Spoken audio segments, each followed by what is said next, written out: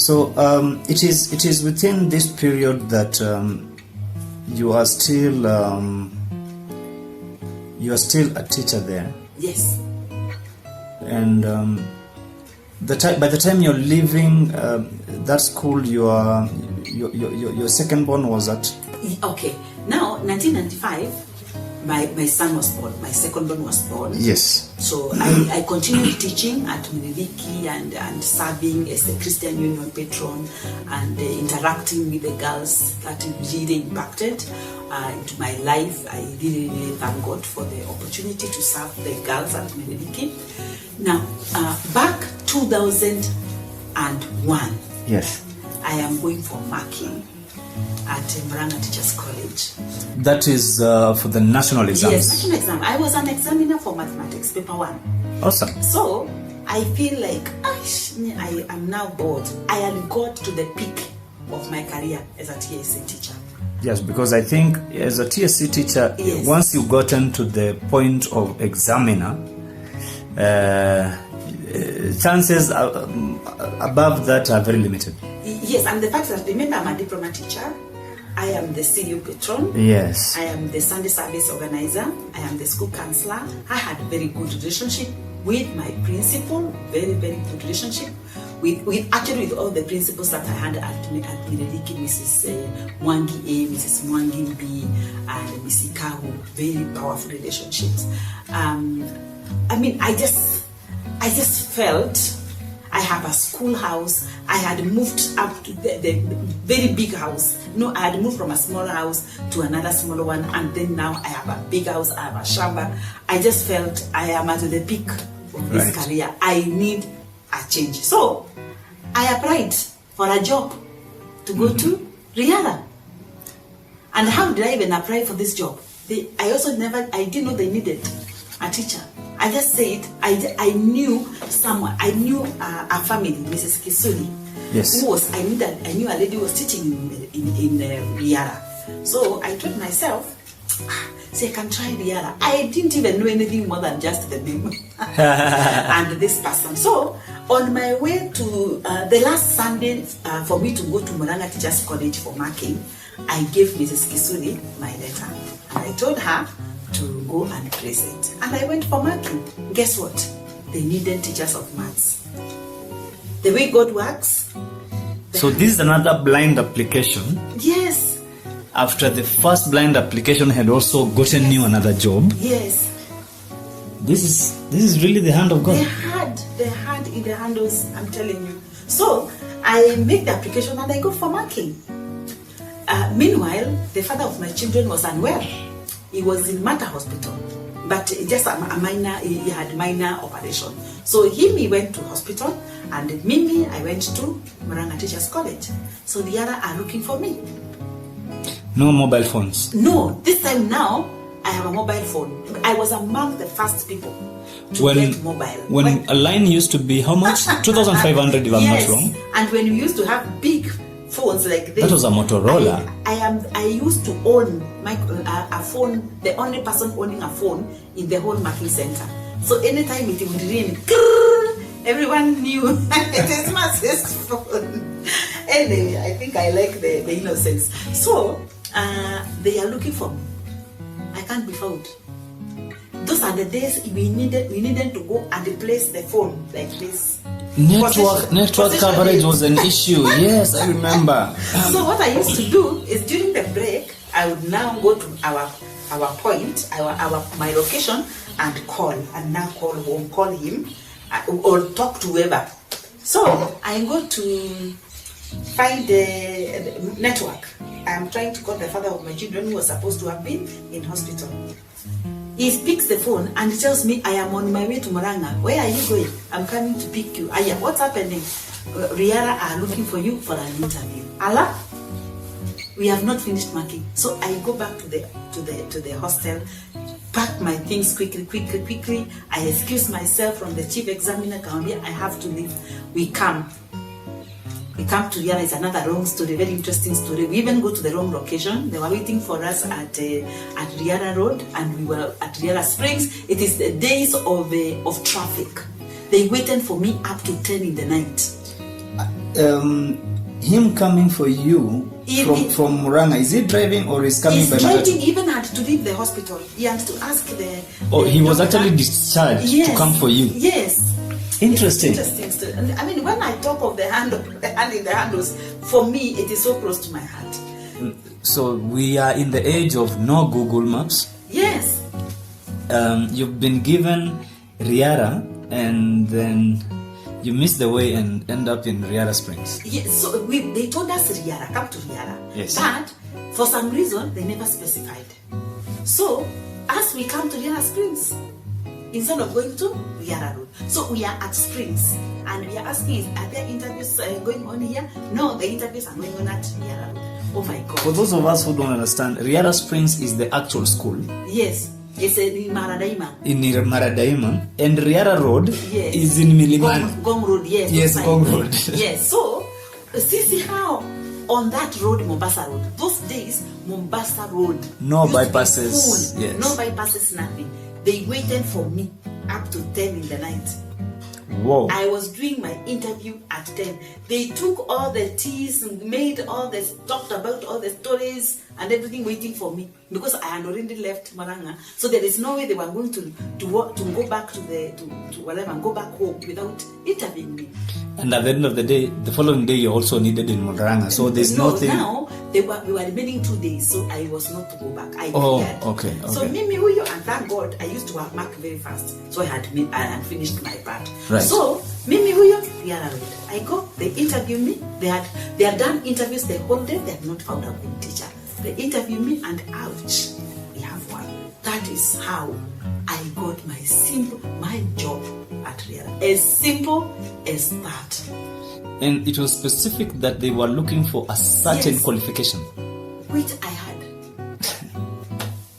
Having applied blindly. Yes. They Wow. were looking for a lady Yes. who can teach maths. And those who are not easy to come by, given the I was association a lady that yes. who could teach maths and do Christian Union. That is what got me a job. Wow. At Riara. Apart from being a competent teacher. So now you're moving from Kiambu. I now leave Miliki Yes. to Imanadaima because I have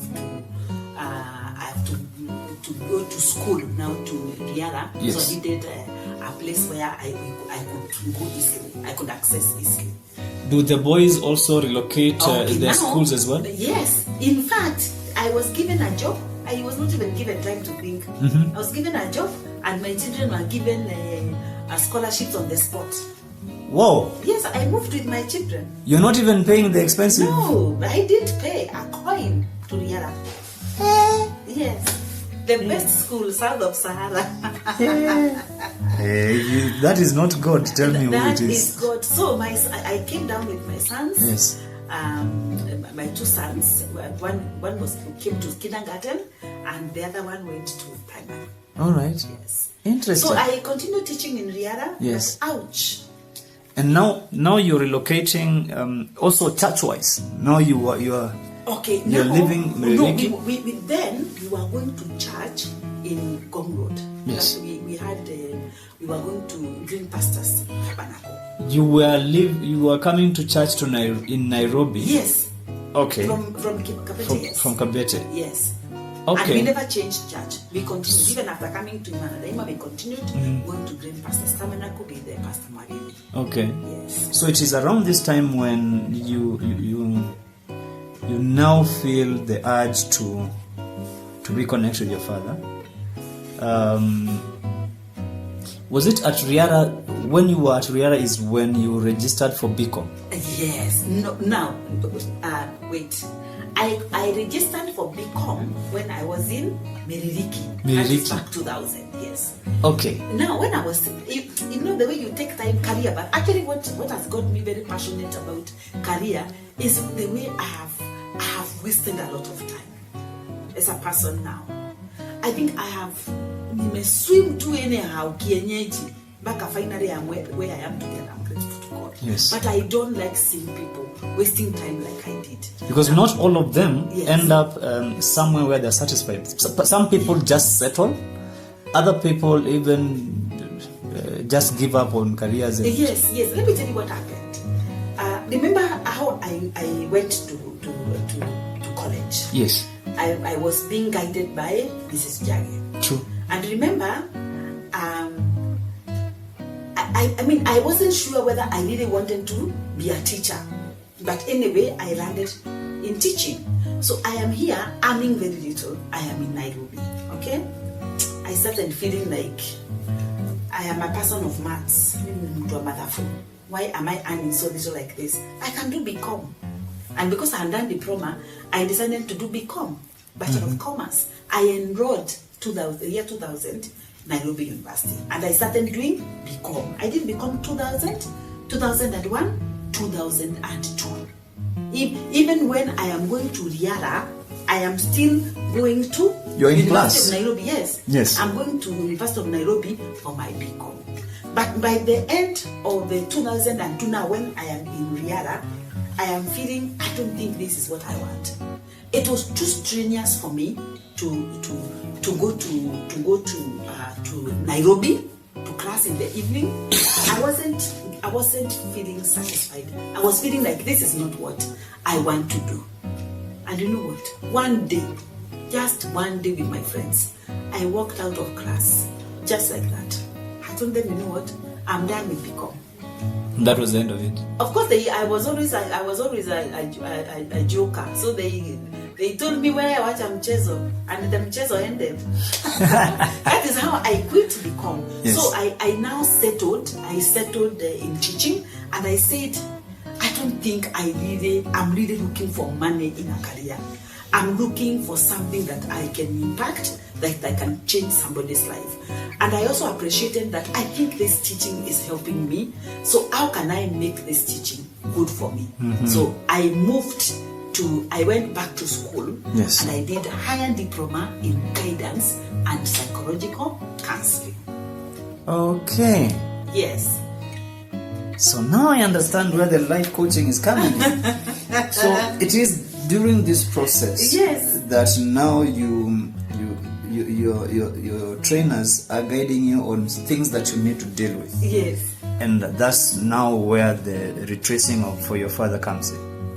Very good. Now, that's 2003. Yes. I go back to class and I'm doing my higher diploma. Yes. As I am doing my higher diploma, one of the requirements is you must do 10 hours therapy for yourself. In the process of doing my therapy. And who is your therapist at that point? A lady was called Catherine.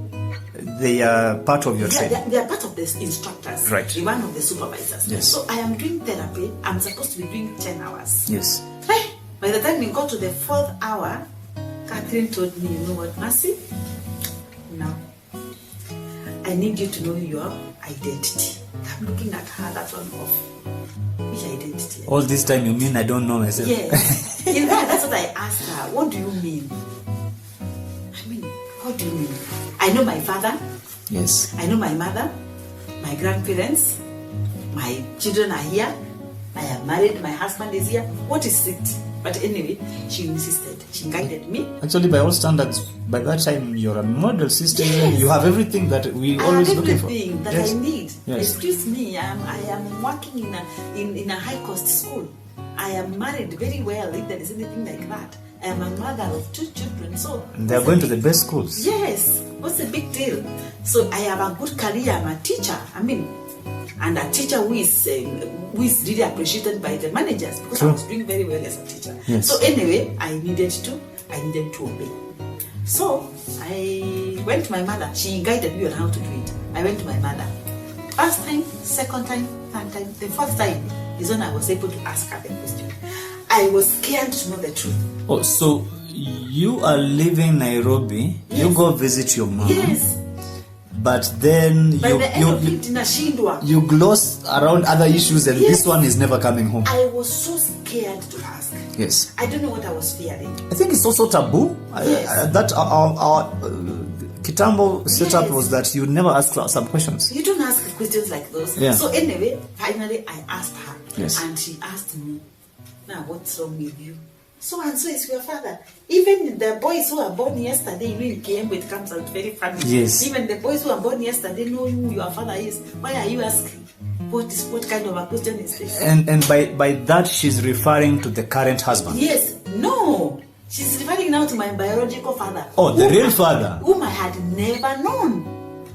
Oh, so it is those one we call general knowledge, only yes. Common sense that is not that common to yourself. Yes, it's only me who did not know. Wow. Everybody else knew. Yes. Because I asked, how now was I supposed to know? I asked my mom, how was I supposed to know? And she also wondered, how can you not know? And the person she's referring to is actually someone you know. What have you said? It's a neighbor there. I have grown with the brothers and the sisters, with my grandparents, now my biological grandparents. I've grown there with them. They have been passing by greeting me when I come from school. But I didn't know they were greeting their grandchild. No. I have related with my aunties. I didn't know that we were taking care of their niece. You know, it's just interesting because if you had actually given up on education, maybe you would have been married to one of them. Unknowingly yes, so. True. That is very true. So anyway, I went to my cousin and I asked my cousin, who is my father? My cousin wondered also, how do you now ask a question like that? That question, or you already know the answer. It gave me the same name. I went to my auntie, my sister to my biological dad. I asked her, Auntie, who is my dad? And she was asking me, Mrs. Awere Masi, you ni maswali gani unauliza sahi? So Are you the only one in Jerusalem who doesn't know that Jesus Christ is risen? It is actually only me who did not seem to have the information. So anyway, back to the story. That is how I got to know about my father. And of course, after that, I graduated from my higher diploma. I continued serving, and so you at least now you have an idea of who it is. Yes. Did you immediately make an effort to get in touch? I know. I was scared. Okay, one, I was very happy. I was very happy that, yay, finally I know my father is. That's number one. Number two, I was happy that, yay, at least my father is somebody. Because he was someone in the community. He was an elder in the community. All right. He was a trained teacher, a practicing teacher, an executive person that was respected in the community. So I was happy for that. But on the other hand, it was like, Dad, how could you let me suffer like this? I mean, all this time that you're lacking fee, yes, this guy was actually earning. Yes. Huh. I mean, he was among those people in the community who are said to be well off. So your journey would have been shortened by just knowing him earlier. Imagine, but I didn't. But anyway, the thing is this: I was happy that I knew him. Yes. But I was sad that he didn't take care of me. Right. But the bigger picture is, at least. So I went back to class, and I could now continue with my studies. And in real sense, if you look at the effect of that and what your therapist was trying to achieve, do you feel like it was achieved? Yes, not even just achieved. It went beyond. It is sorted so many of my issues. All right. It is sorted so many of even my inner things that I was not even aware of. Right. I mean, including my self-confidence, my self-esteem. I mean, I am forever grateful that I got to know him, because the relationship that I had with him is beyond measure. I had him for only 15 years. He passed on in 2020 Corona time. Okay. But he did die of Corona. He died, actually, the day we were burying him is the day Corona was announced in Kenya, the first case. But I am forever grateful that I got to know him. I learned a lot from him. He mentored me a lot. He loved me. I still feel his love to date. So at what point did you now make contact? Interesting story. So I'm there, I'm scared. Yes. I don't know how to approach him, because I'm not even sure in the first place whether he will accept me or not. Yes. But anyway, I continue with my schooling and everything. So, I had never spoken to him. He was this kind of elders that are far, high profile. Yes. So how now do I get to reach him? I'm looking for a way to get in touch with him. And 15th of May 2005, I and the father of my children drive to the brother's place. Because remember, these are people I know. Yes. And they're people I've grown with. So on our way to the brother's place, we get an accident. Wow. So we don't reach there. So you're already in Embu by that time? No, the brother lives in Nairobi. We were actually neighbors with the brother. Oh, okay. We were in Waka, and the brother was staying in Uganda. Okay. Yes. From the photo that I saw of that accident, it looks like you were hit from the passenger side. Yes, it was a head-on collision and on my side. Actually, the people who came to rescue us thought I had died. They even carried me like a mumia. So some people held my hands, others the legs, like this. And they were even telling the father of my children, Paul Esana, you have lost a wife. Did he get injured himself? Not a scratch. Not a scratch. So he was driving? He was driving, Yes. He never got a scratch. I'm the one who got all the impact. Wow, Paul-san. Yes, I thank God. And take us through the journey. How does that... that time you're still working at Riara? Yes, I'm still working at Riara. Take us through the journey of... So if they're saying Paul for losing a wife, at what point do they realize that she's still alive? Well, what they didn't even know, because I was still off. I lost consciousness, so there was an ambulance. We were helped. Okay, I'm giving the story. Yeah. Because I didn't experience it myself. We are carried to Aga Khan Hospital, and when I wake up, we are at Aga Khan, and I've been through theater and all that.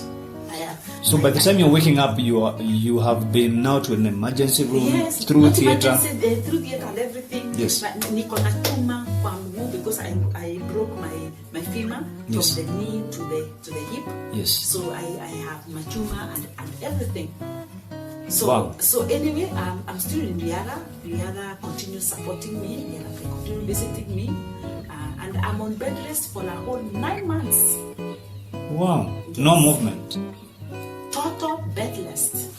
I read that in the book that even going for your appointments, I used to be carried by ambulance.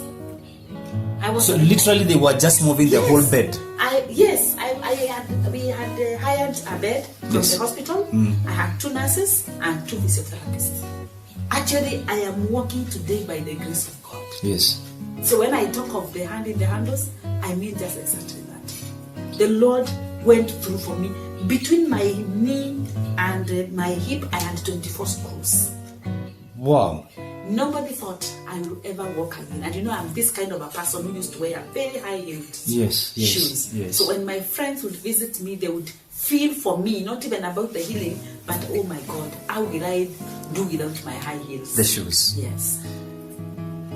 Take us through how that experience affected everything. How did it affect your relationship with your kids, the husband? Who are the guys who are there for you? Let me tell you this. Thank you very much. I got support from everyone. I got support from Riara, who was my employer.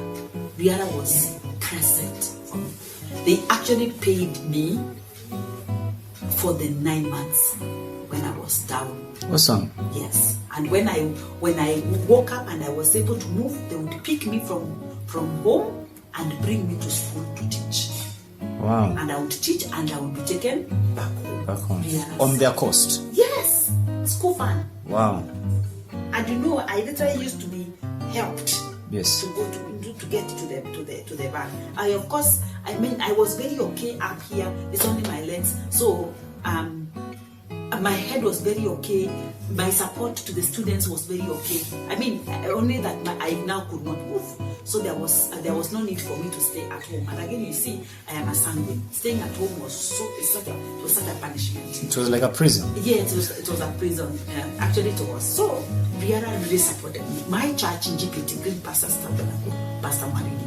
I had we were divided into days. The sisters were divided into days. I had Sister Wednesday. Sister Wednesday supported me. I had somebody staying with me on bed every day of the 9 months. You can only believe it because it is true. What? Every day of the 9 months. That is besides the people that you are paying. No. Someone volunteered. My Sister Wednesday, I had somebody every day beside my bed. That is a blessing. Yes.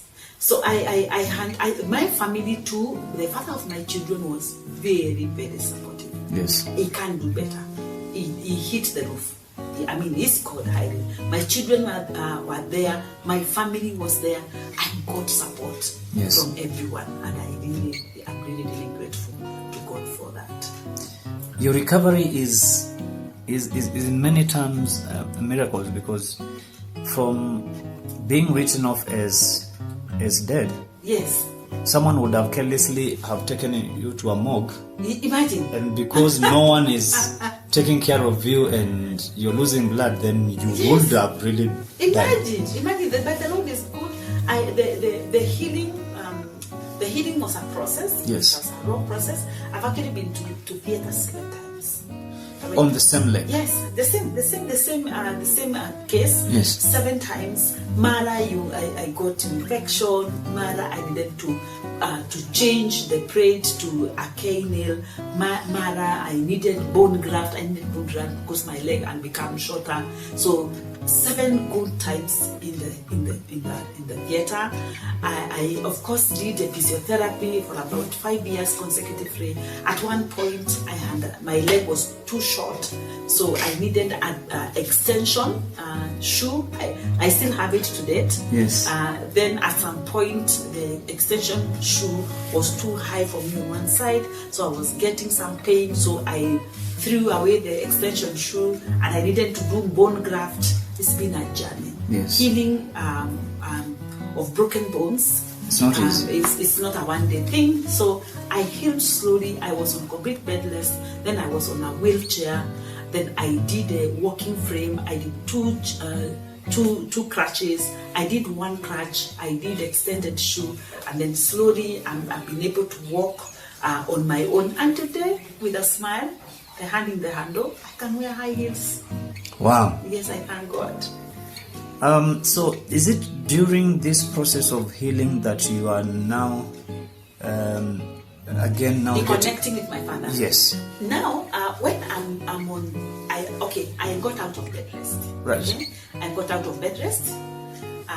We moved from where we were staying back to Imara, where now I came back to school. I came back to teach. Yes. So while now I could move a bit, on a Father's Day.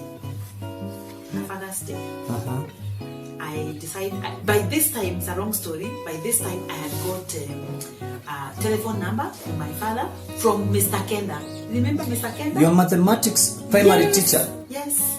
Mr. Kenda had given me my father's number. Okay. I decided I have this number, and it's Father's Day. Let me see what happens. Yes. I'll send him a text message. So I sent him a text message, and I signed there my name. It's like he was waiting. Mm-hmm. He called me back. Immediately? Yes. He called me back. And he told me, he started asking me, how did you get my number? I was told you got an accident. How are you doing? And those kind of So even for him, he was following on your life? Yes. In fact, now much later, he told me he knew everything about me. Wow. He even knew when I was going to school. He knew when I was getting married, when I was getting children. He was following from a distance. You remember Peter? Wow. He was following from a distance, but yes. I, of course, by this time I had processed. Yes. I processed the anger that he knew I was suffering, and he didn't come through for me. I had said and sorted out that issue with myself. You and had made peace with it. Yes, and made peace with it, and say it now. Even if I have an issue with him, what can he do for me at this time? I am not going to high school. True. I am not in primary. So what's the big deal? And again, you see, the fact that he wasn't present did not prevent God from still seeing me through. Because looking back, every step I have experienced God. True. I mean, not because of any handwork, Yeah. not because of anybody going through for me or getting a job for me or anything that Yeah. you can hear. All through my life, I have not had anybody pushing a job for me. The Lord has simply been there to give me from one step to the other. My transitions have been very clear with God. So I said it doesn't make sense for me to continue holding grudge against him. Yes. I can, after all, move on. So I decided to enjoy my father. And Tell us about your relationship with him. I had such powerful relationship with my father. After that one day, and that one text, Dad started following up with me, and we would talk and talk and talk. He'd come to Nairobi to visit me. I would take my children to him to say hello to him. He loved my children. I had a beautiful, beautiful time with my father. There are many fathers Yes. watching you today and listening to you, and maybe they have been deprived of access to their children. Maybe their children will never look for them. And it's interesting because you are knowing your father at the point where At 38. at a point where you will say you don't need him. Yes. But what can you speak of the importance of the fathers in children's lives? Thank you. Let me tell you one thing. I am very intentional when I'm speaking to ladies. Because mostly, I know there are few daddies who stay with them, who keep the children and they prevent their mothers from seeing them. But those are very rare cases. In most cases, we have mothers keeping the fathers away. I speak to them and I tell them that it doesn't matter how rich you are as a mother. True. You are so self-sufficient. You have everything you need for your child. You can never replace a father figure in your child, especially if the father is there. In my view, it doesn't matter whether you have issues with the father or not, whether he's providing or not. Fatherhood is not bought. True. You can't buy it. Yeah. Neither can you pay for it. If you are a father, you're simply a father. You are a mother, you're simply a mother. That's it. And it's as simple as that. It doesn't come with money or no money. You just that. So I challenge women and I tell them that the place of a father is a beautiful place for a child. And I give that with my personal story. True. That I knew Daddy at 8 years. And let me tell you, for the time I had Dad for 15 years. Yes. The 15 years Dad was present in my life. He made up. I mean, For the lost time. Every day he lived like 4 days in my life, in my view. Yes. I mean, he did it so well. Dad used to call me my child. Wow, something you Yes. had never heard. He used to call me my child. Yes. Dad used to call me my girl. He used to call me my daughter. You know those sweet names of a child, of a little girl? Yes. Let me tell you, the moment he called me that, it would leave such beautiful taste in my mouth. So in my view, and when I speak to mothers especially, I tell them, allow fathers Yes. to interact with their children. Call them out. There are those who will want to withdraw. Call them out. Tell them you can if you are available or if you are willing. Yes. But don't cruise them out. It doesn't help at all. One thing that I've known about parenting, can never play the role of the other party. True. Yes. And it's as simple as that. You mentioned in your book that he was very intentional with the relationship he had with you and the relationship that he had with your children. Talk about the relationship with the children and how did that mold their perspective to life? Thank you. When I got to meet him, Yes. and he was sure, my father was a very wise man. He was sure that now we are okay. To start with, of course, I expressed my disappointment with him, and I told him the kind of life that I've been through, the handles, and the fact that you are there, your children, the children with this other mother have been to school, you have taken them up to the farthest, up to the university level, and none of them suffered. Of course, I expressed my disappointment. But after I processed that, I still went back to him and I told him, you know what, I have made up my mind. That is valid. I don't need, because I don't need any help now, any help in this sense. I don't have school fees you're going to pay for me. Even if you are to pay for me, you will be paying for me PhD. And really, it's really not a big deal. True. Yeah, I can do without. So I told him that now I am okay. You are my father, you're my friend, I've got what. So we started the relationship and we hit the road running, Missouri, and he knew that now I have appreciated him. He started inviting my children to now he would call me and ask me to take my children to him, and he would have nice chats with him. He was a very wise man, he was a teacher, very, very good man. He would have such good conversations with my children. He would pray for my children. He would give my children books. I mean, he loved my children. He expressed it to them. He actually told my children how much he loved them. And my children really loved him. Even sometimes they would ask, when are we going home? But we can greet our grandpa. And then now what also happened is when he got unwell, and he came to Kenyatta. He was at Kenyatta Hospital for some time. Yes. Another coincidence, my son, who is training as a doctor at the University of Nairobi, was practicing at Kenyatta. Wow. So my son took care of my father up to the day that he died.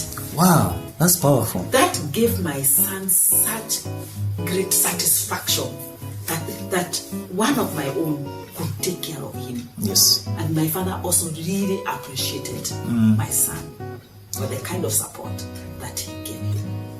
It was great that you didn't, number one, you didn't harbor bitterness. As much as it was there, you didn't. I didn't stay there forever. It was very brief actually. Yes, and it was like 2 weeks. And you didn't irrigate it. No. So that was impressive.